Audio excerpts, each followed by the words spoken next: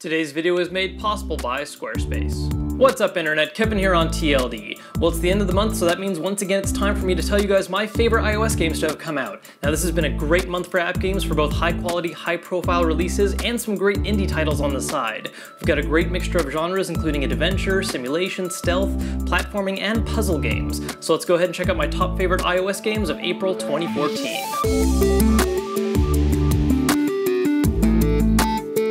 Now I'm cheating a little bit this time because normally we only have 5 games on this list, but I'm gonna go ahead and have 6. And it's mainly because that this month had one really high profile release that's basically obligatory to mention, and that's Blizzard's free-to-play collectible card game, Hearthstone. If you haven't tried Hearthstone yet on PC or on iPad, do it now. First off, it's completely free, so you have nothing to lose for at least trying it. And second off, it's a really solid and fun card game to play whether you want to do some serious matches back-to-back, or just play a few to kill time here and there. You can start off by doing some practice matches against the AI to unlock more classes, do some more matches online to unlock more cards to customize your decks, and then play against your friends or just random people. If you're a fan of CCGs in general, then this is a title you have to give a shot. So with the elephant in the room out of the way, let's go ahead and get to my other top 5 picks. And to begin with, we have another game that's a port of a PC title that came out in late 2012 and has finally found its way to iPad. FTL.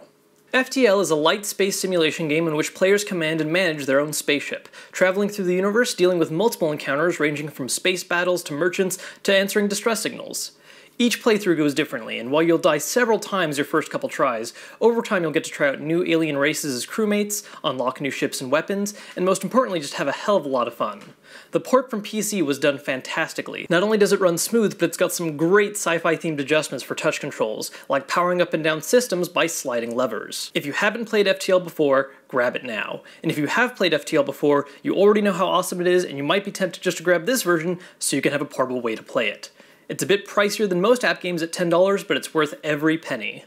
Now, next on the list we have a 2D platformer that actually came out at the very end of March, but it was just at the last second before my March top 5 iOS, so it's making its appearance now, and that's Sometimes You Die. This is a simple platforming game with a simple aesthetic, whose only mechanic outside of jumping is the fact that you can use the bodies of your past deaths as a way to solve puzzles. It's a grim thought but makes for a fun spin on the genre, and as players progress, the game begins to assault common notions and popular movements in recent gaming trends. For only $1.99, it's worth killing some time on, though as a warning, the game does have a scene that will ruin you if you have epilepsy, something it mentions at the very end of its description, so if that's an issue for you, you might want to stay back on this one.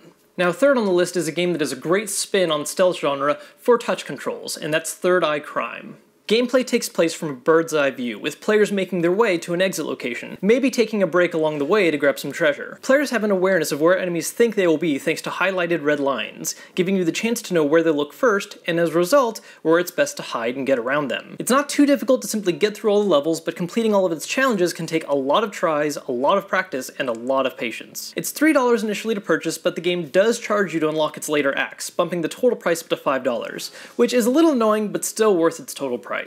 Now, fourth up is a title that belongs on the list of those games that are very short and pretty minimal in terms of difficulty, but have such great art direction and such a fun concept that it can't help but have it be memorable, and that's Monument Valley. Monument Valley is a simple puzzle game requiring you to navigate your character from the start to end, but makes use of perspective to create nonsensical pathways. What was originally a bridge might become a ramp moving upwards, up can become down, and height means almost nothing when you can stand a little in front of something. Each level adds its own little twists and change in style, and while the game only takes a good 3 or 4 hours to complete, none of that time or the money spent on it feels wasted. Those of you with a preference for the artsy side of games will definitely want to check this one out for its $4 price tag. Now, last on the list is the third game to come from Rocket Cat Studios, a team responsible for 2 of my favorite app games, Punch Quest and Mage Gauntlet, which if you haven't played, you should play as well, and now they've brought us Wayward Souls. Wayward Souls shares a lot of gameplay elements with Mage Gauntlet. It's a top-down, 16-bit style action game with light RPG elements. Where it diverges, though, is that while Mage Gauntlet had a lead character and pre-designed dungeons to follow,